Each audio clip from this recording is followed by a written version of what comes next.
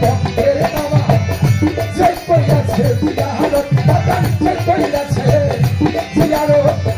সেই হইয়াছে মানুষ তোরা সেই হইয়াছে মানুষ তোরা পাইছে আল্লাহ কিয়ামত গুরুর বাড়ি ভক্তের বাবা গুরুর বাড়ি ভক্তের বাবা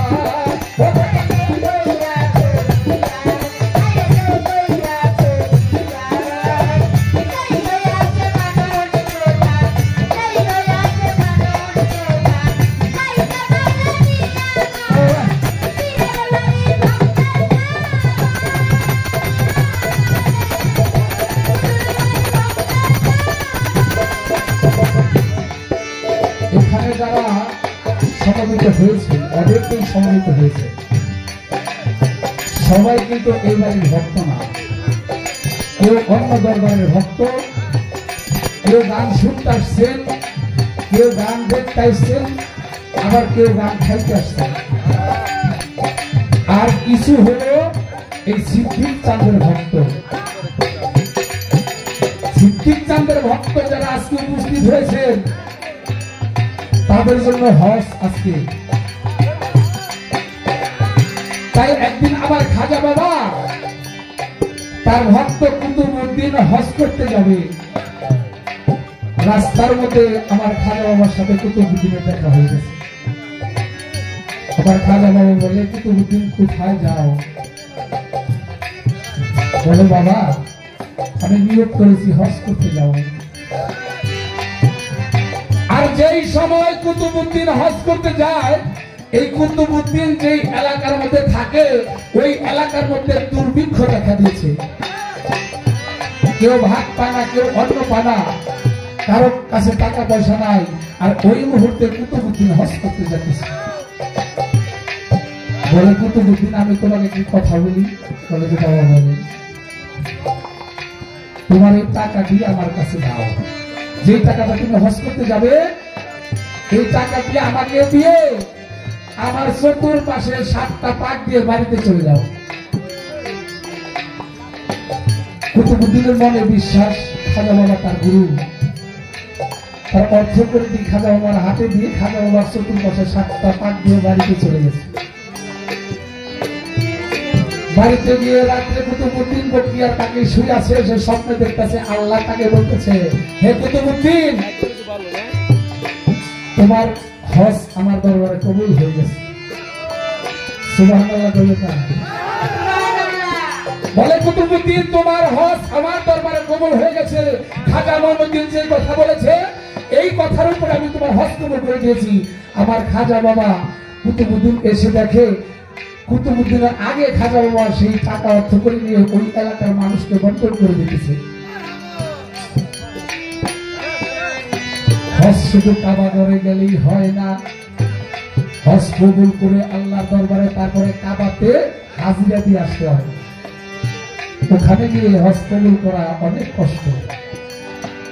আপনার বাড়িতে ঢুকে হজ কবুল হলেই আপনি ওখানে গিয়ে হাজিরা দিয়ে আসবেন তাই কি বলেছে সাধক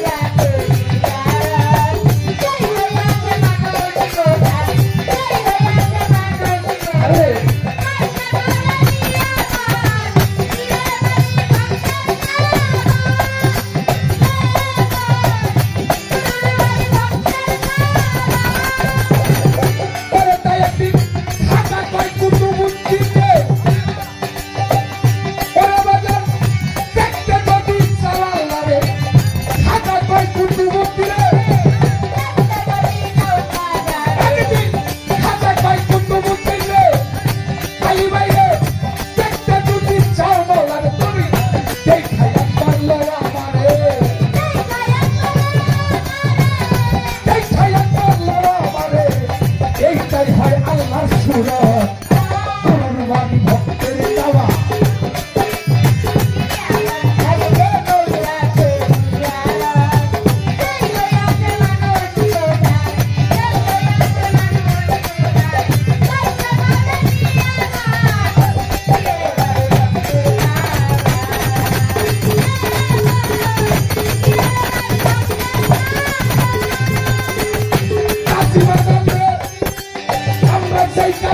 ভক্তি করি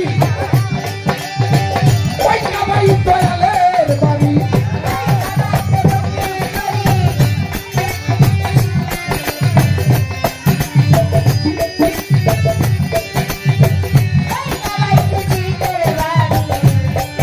আমরা সেই কাবাতে ভক্তি করি ওই কাবাটাই দয়ালের বাড়ি আমরা সরকার ধরি তুমি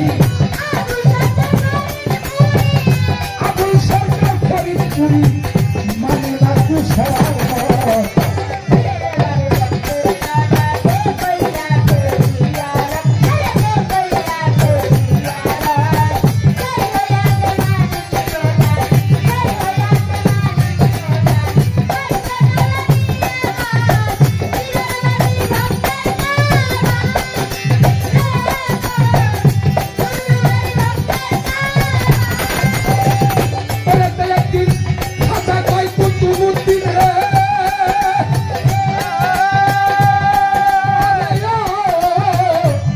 ভক্তের